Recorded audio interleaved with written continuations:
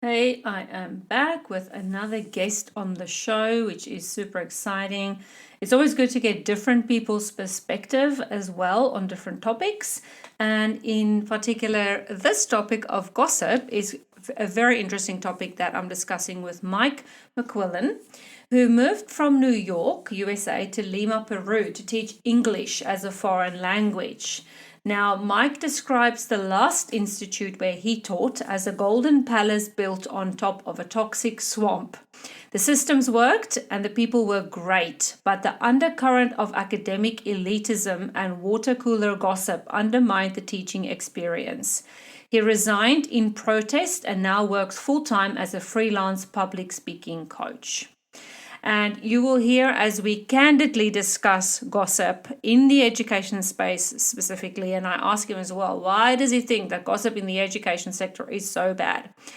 But I want to also say just ahead that just remember that everybody has their various different opinions about things. And so I've got my opinions, you've got your opinions, and so Mike also has his opinions. And so just keep that in mind as you listen to the episode. And look, I think if you listen to this episode, if you listen to any of my episodes for that matter, and you think, yeah, I don't really agree with that, good.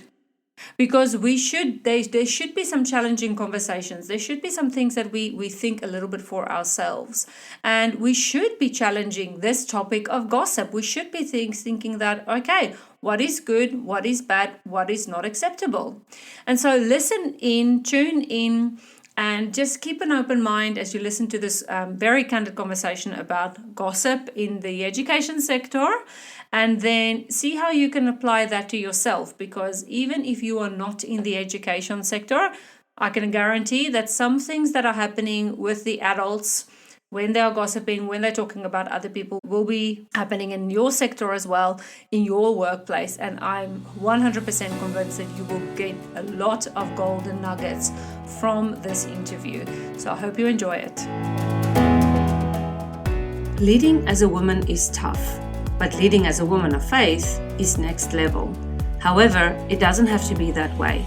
God has called you into this leadership role because He says you are worthy.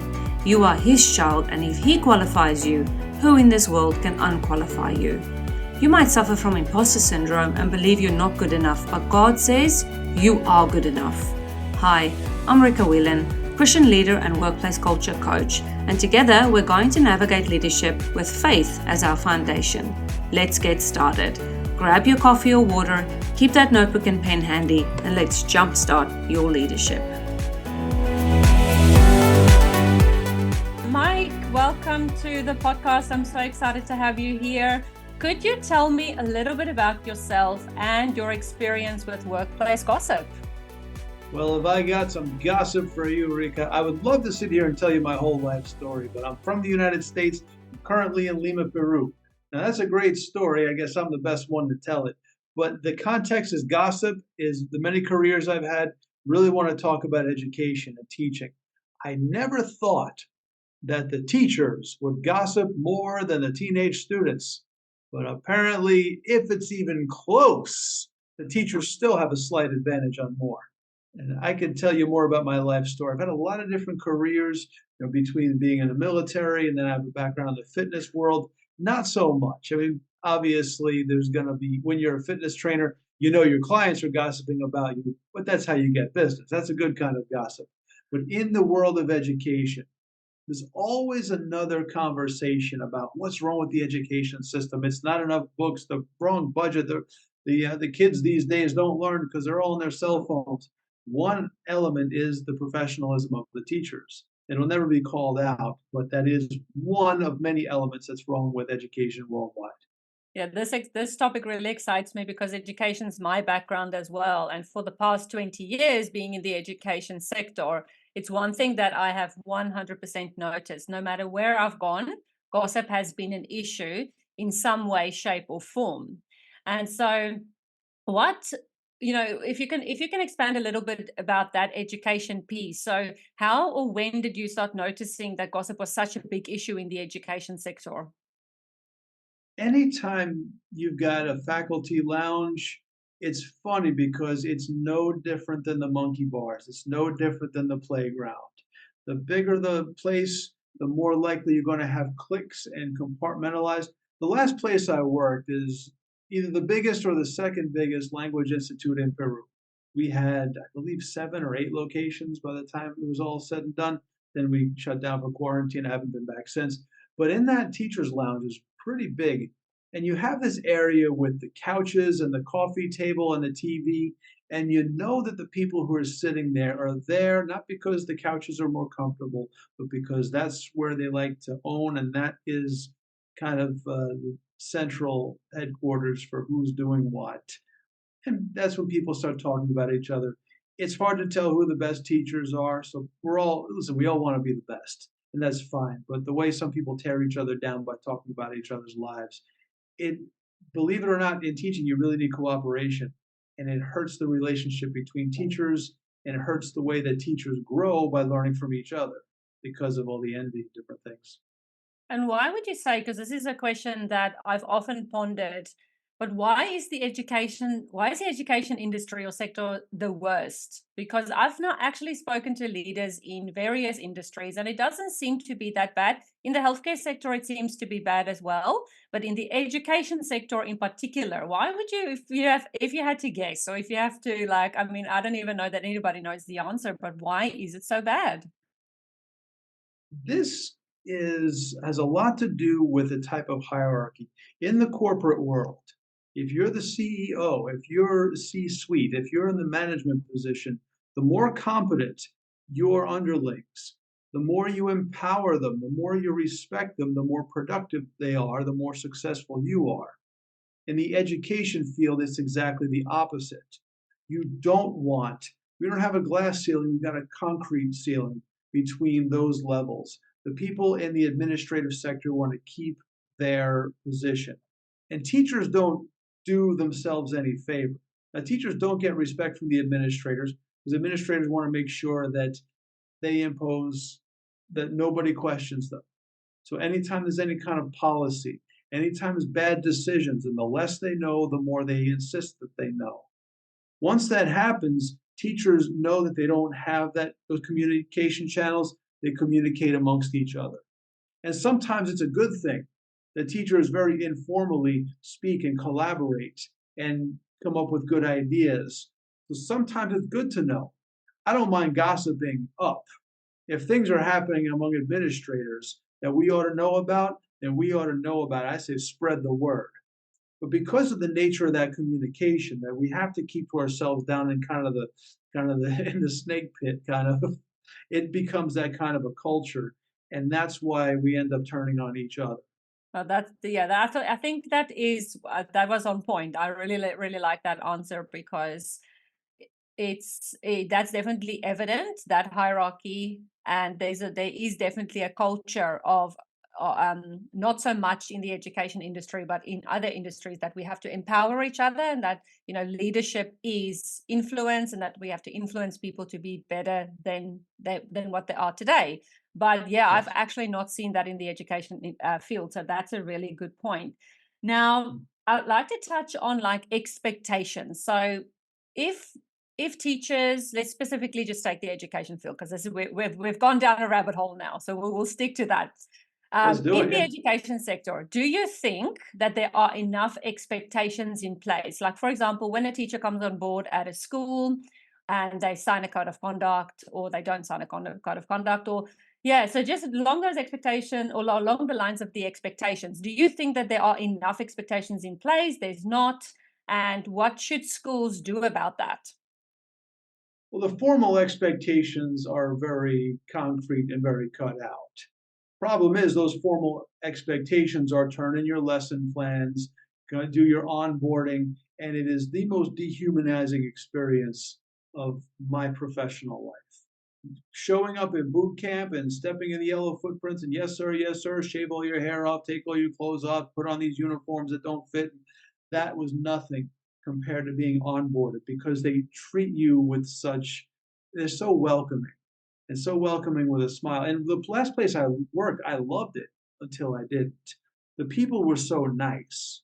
So you think this is great. And I remember walking around the first couple of months saying, why is everybody so happy? This place is miserable because of all the onboarding, all the training. Okay, we have 3 phases of training. We have to read through the PowerPoints. Okay, that's part of it. You have to get oriented.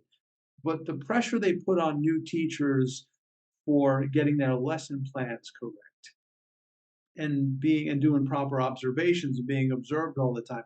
It has to be done, but it has to be done right. And sometimes they'll lean into a new teacher just so you know who's in charge. And what happens is you're not fully accepted by the faculty, and it really is the playground. Now, this is the last place I worked. I will say when I told them how much I appreciated them, I really meant it, and it was a great thing. But there is some kind of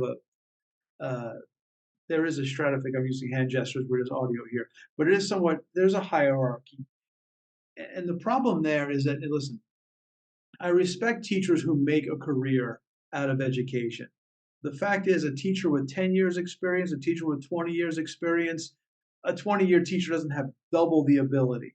So you're going to stick around for 10, 20, 30 years and you have nothing on the newer teachers. So that creates a natural friction. Why am I taking a backseat to these new teachers? These new teachers are so energetic because they're immature. It's just natural. It's not very common in any other field where your peers are half your age. In public schools, it happens all the time. People you grew up with as your teachers are now your peers, and you're on a first name basis. So you're in for life, and you're not moving up in any way. That's going to create a natural tension, a natural friction. And I always say, seniority does not equal superiority.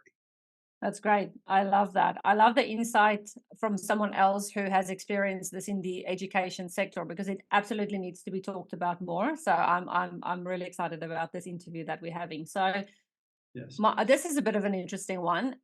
And maybe it could be that previous workplace. If not, it could be a different one. But have you ever worked in an environment that's completely gossip free, or at least, like a little bit gossip free? Because let's be honest, we work with human beings, which means Yes. that there's always a potential for that. But have you ever experienced what a gossip free environment feels and looks like?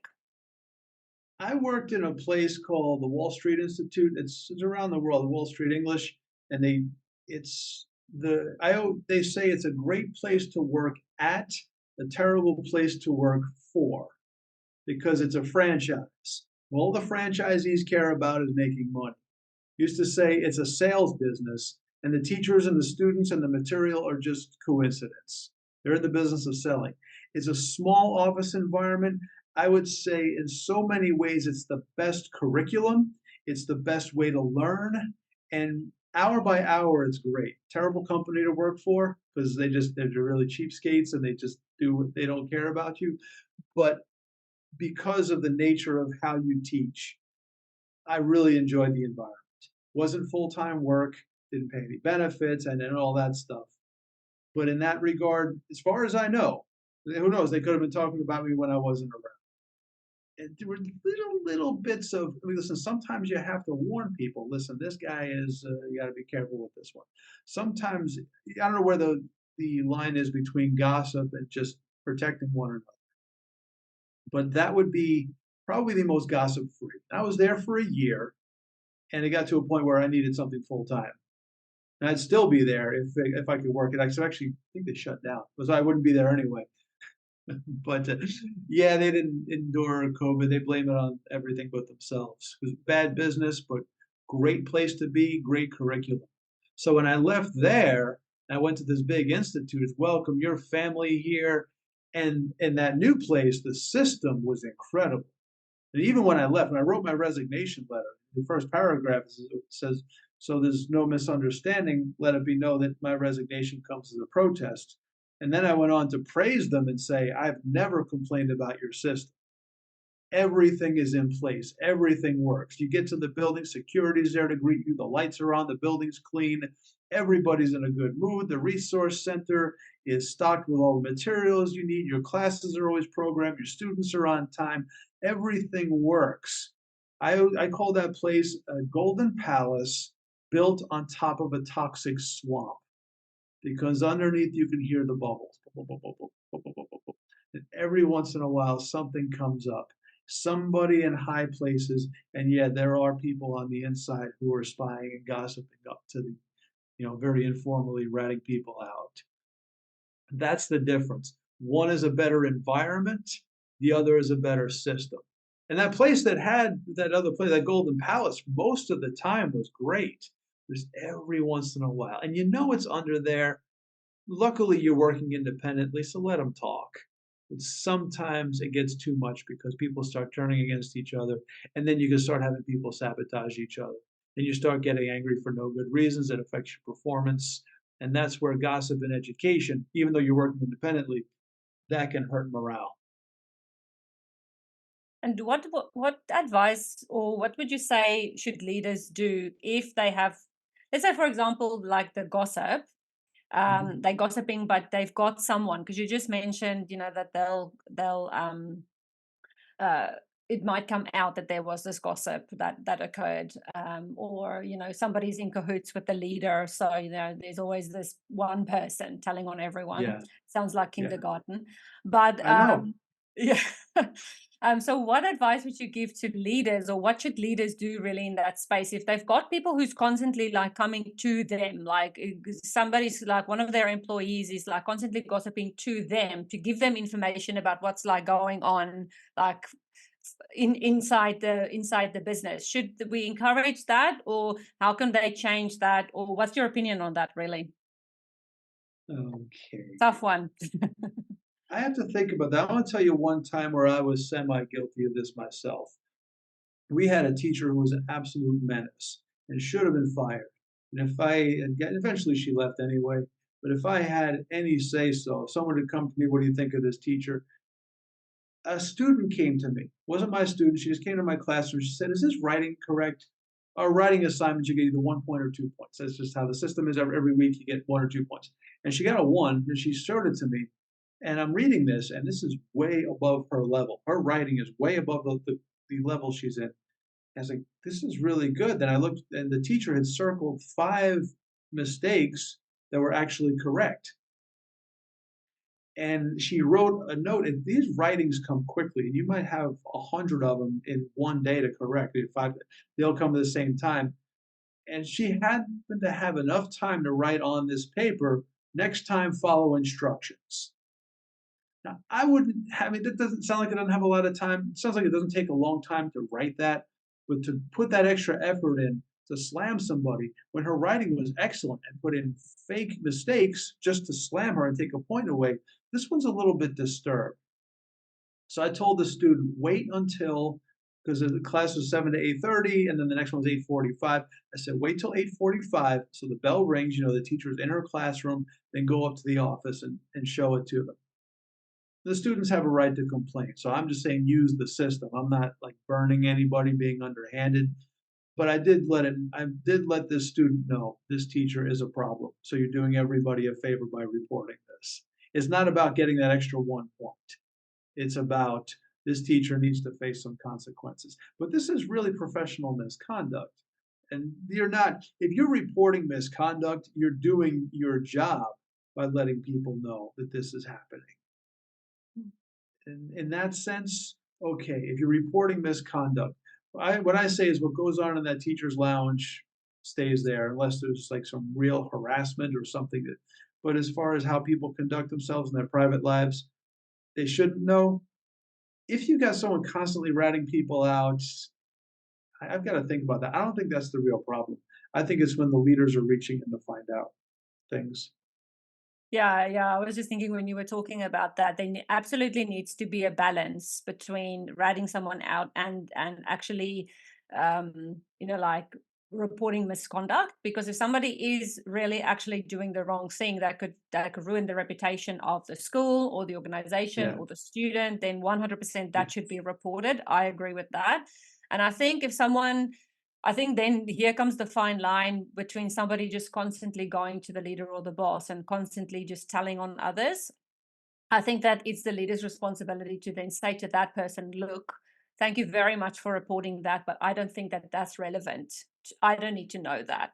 And maybe Yeah. help that person and say, look, I appreciate that you want to inform me, but perhaps let's keep it to misconduct, or let's keep it to X, Y, and Z, because otherwise you are also inadvertently encouraging gossip, because you're Yeah. encouraging people to constantly look out how they can hurt each other, or like rat each other out. I'll use those words that you use because that's perfect. So Okay. Well, I'll say, you know what the biggest source of gossip is now? What's up? Mm. All these what's up groups. I don't have a Yeah. cell phone. Okay. And since I don't have a cell phone, I'm the last to find out everything. Sometimes it's things you need to know. I don't know if you want to say this out loud. There was somebody who had gotten in trouble with the law Yeah. previously Yeah. in the United States. And this is in Peru. And it got back. We finally found out what had happened. And I'm not even going into details, but it was a good person who did a bad thing. And that's all I'm going to say. And I'm actually friends with this person to this day. And that's why I don't want to say anymore. But a good person had done a bad thing once we found out, and things happen, and of course, it just keeps coming up in all these groups. Sometimes people are just looking for things. You just have to let it go. There was one time I did intervene on Facebook, of all things.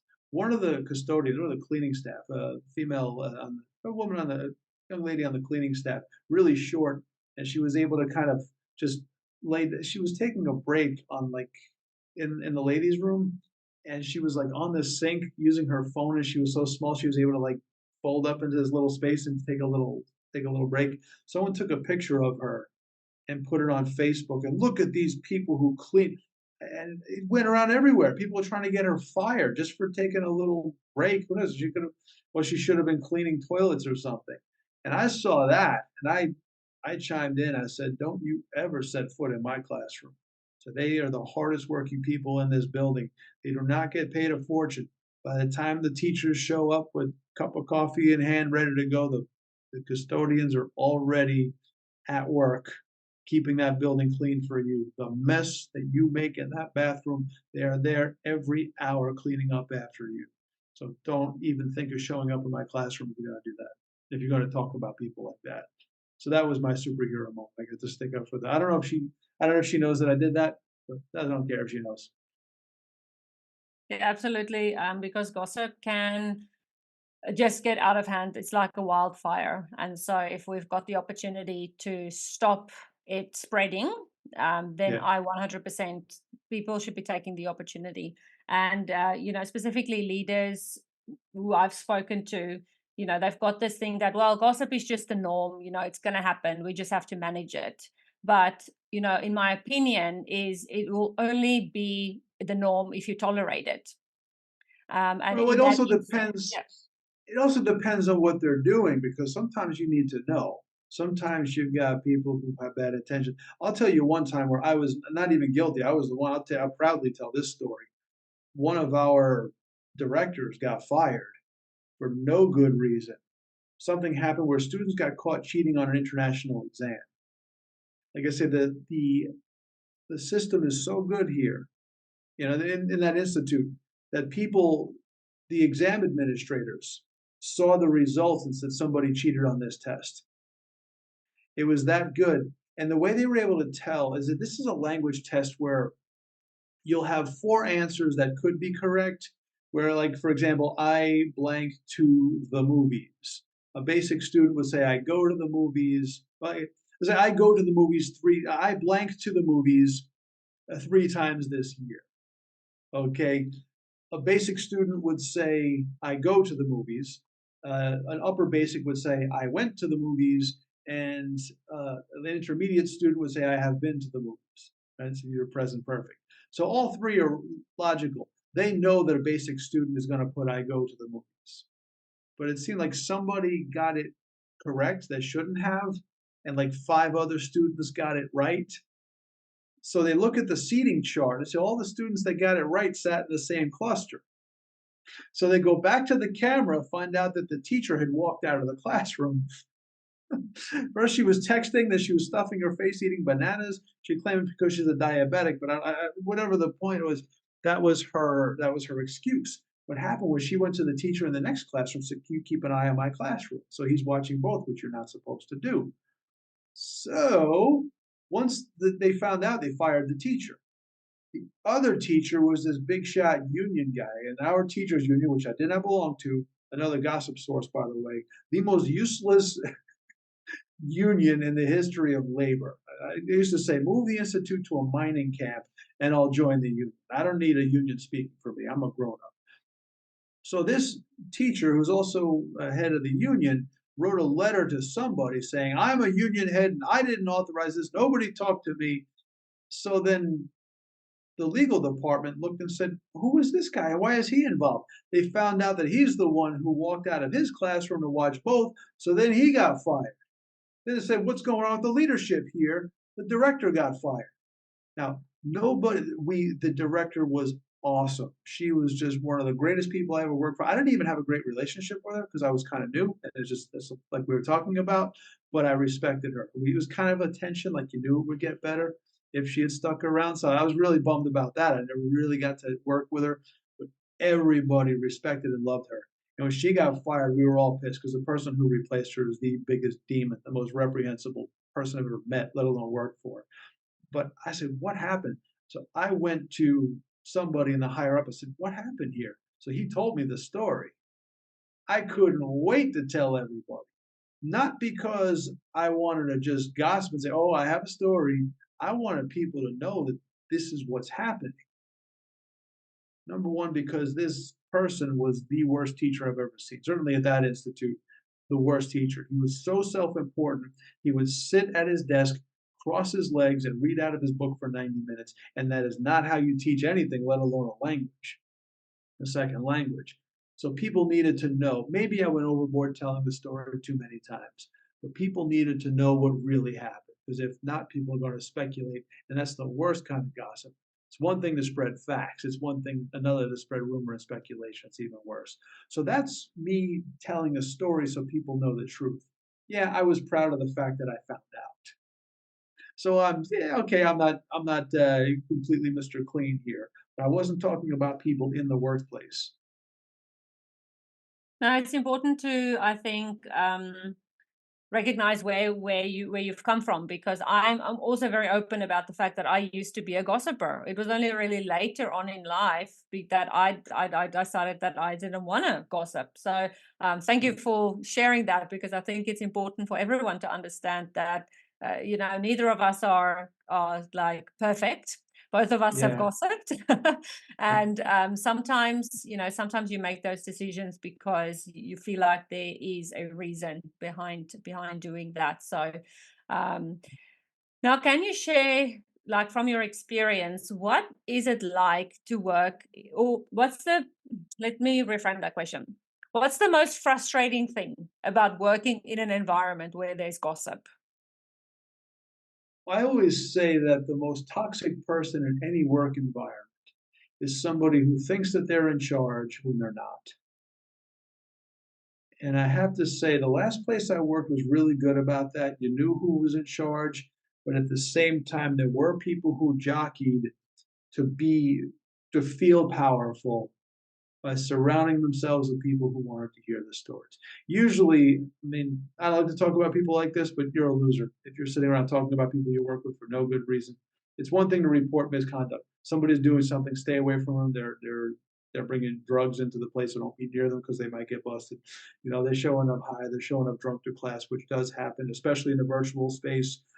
Stay away from these people. That's like people protecting each other. This one's got a track record of trying to flirt with the new girls, and he's impregnated 3 of the students.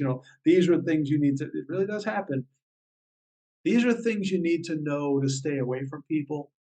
But the kind of details that people get into, I don't need to know that. And that's where the problem is when people jockey for power to feel like they're in charge when they're not. Whether it's gossip or anything else, people who use that to just act like they're in charge. Sometimes it's just a pet peeve of mine, to be honest with you, but it could cause dissension because it can lower morale. And I've had it happen where I was able to report, like that supervisor took over. She said some pretty horrible things about me publicly while I was giving a lesson, and I eventually got to report it to the new general manager who came in. And it was this confidential session, just the teachers and like the top people, the general manager, the HR person, a few others. And there were people in that room who reported back to the supervisor what I had said. But again, she had already been transferred, so it didn't really matter. But just knowing these people would betray me like that, betray that confidence for no good reason. Again, it's just a feeling. You get over it. The fact that by then it had already been squashed. But it certainly does affect team morale, because you just mentioned that it affects team morale. So, I mean, if team morale is low, then trust there can't be trust in the team, because after those people betrayed you, you certainly didn't trust them again. I mean, even you mentioned, you just get over it. But in the long run, I mean, you would potentially struggle to work with those people or ever trust them again. So, how does working in a gossip environment really affect teams? If you've got anything additional to say about that. That's a good question. Again, affecting teams in the world of teaching. A lot of times we can put our differences aside with that. The thing is, it's not constant. It just bubbles up every once in a while. And people are sitting around on their phones. And my biggest antidote is I don't hang out in the teacher's lounge. It's unbelievable. The schedule that we used was 90-minute class, 15-minute break. Now, that 15-minute break is not a vacation. Yeah, I'll grab something to eat and take care of whatever. But some people run straight to that lounge, straight to their phones, and they have nothing better to do than talk about other people. It was Eleanor Roosevelt who said, "Great minds talk about ideas, average minds talk about events, small minds talk about people." Then again, Eleanor Roosevelt married her first cousin. That's probably why she discouraged people from talking about people. I think people are a wonderful topic to talk about, but she has a point. Some people, that's all they want. But during that 15-minute break, I always said it's not a vacation. Even if you're not on the clock for those 15 minutes, that's when I set up my classroom.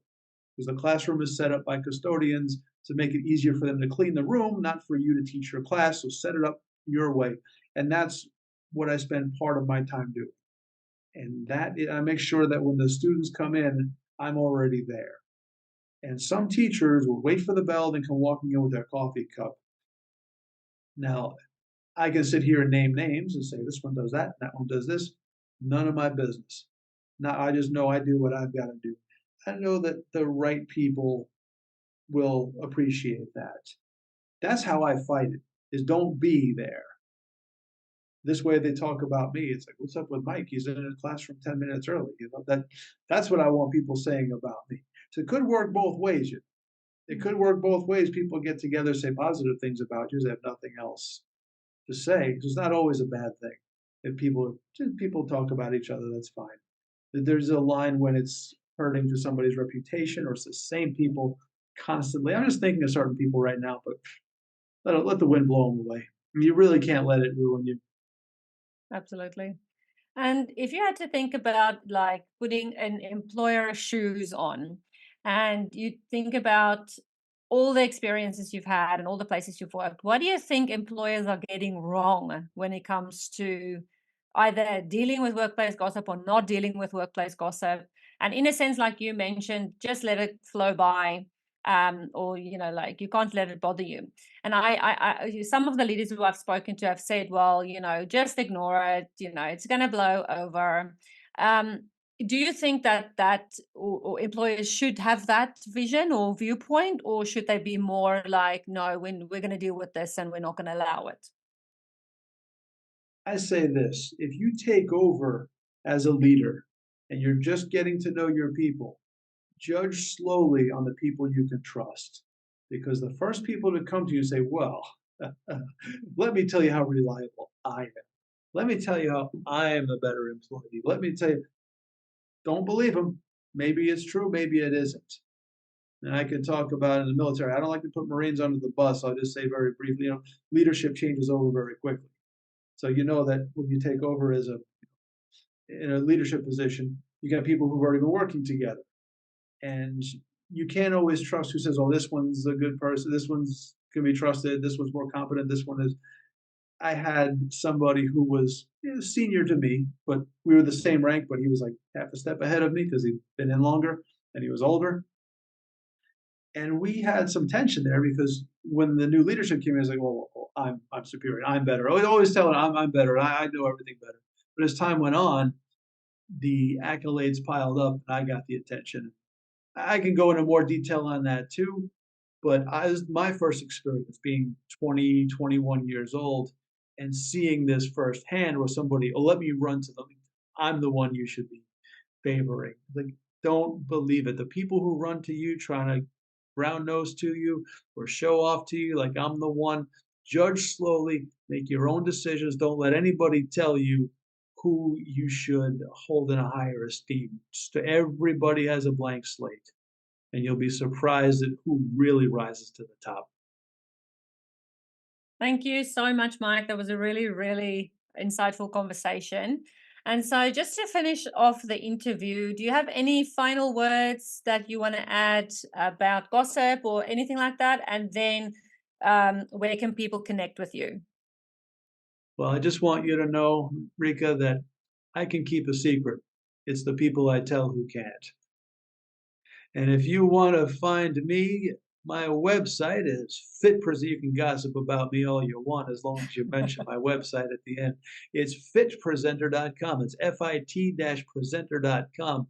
That website is public speaking skills specifically for the fitness industry. I know we talked about teaching and education for all this time, but it came to niching down the fitness industry. Let me tell you something. The fitness industry, okay? They need public speaking training, and that's where I come in for what I do. The reason why I'm so successful at it and I'm so effective as a speaking coach is because I was effective as a teacher. I always say if I could teach English to Peruvians, people speaking as a second language, I could teach language to people who speak it as a first language. So fitpresenter.com, fit-presenter.com. Excellent. Just for my own knowledge, how did you get into doing speaking coaching? I've been in Toastmasters for 23 years. I've reinvented myself many times. It's always involved speaking, teaching, or presenting. I moved down here to Peru and became an English teacher. And we talked about gossip and how I love teaching. It's the academic hierarchy and different things that kind of chased me away. But I knew there was something bigger. And teaching public speaking this is a natural thing. During COVID, the early stages, I found this coaching course with my speaking mentor, Greg Valentine. And once I heard Craig 20 years ago, I said, that's the guy I'm going to follow. And so I put out this course for speech coaching. I said, I've been following you 20 years. You haven't disappointed me yet. I'll launch my career off your back. And here we are. I said, you know what? Everybody wants to do the corporate world, the C-suite. I don't mind training CEOs and getting paid C-suite money. I said, the fitness industry needs this. And that's how I got started. That's excellent. That's so awesome. Well, thank you so very much for this conversation. It was really, really cool. I really like talking to people about this topic because, yeah, like I mentioned before, it's not a topic that's spoken about very often because I think people don't want to talk about it because either they're convicted because they're part of the problem, or Yeah. they really want to talk about it, but because it's not a topic that's spoken about, they just don't feel that they can do so freely.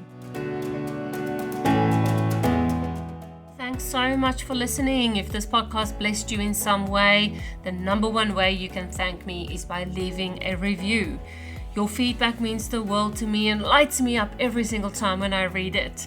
And it makes me want to keep going. So please leave a review, and your review will also help other Christian women in leadership find the answers they are looking for. So whether you're on Spotify or Apple Podcasts, scroll down to the review section and leave that review.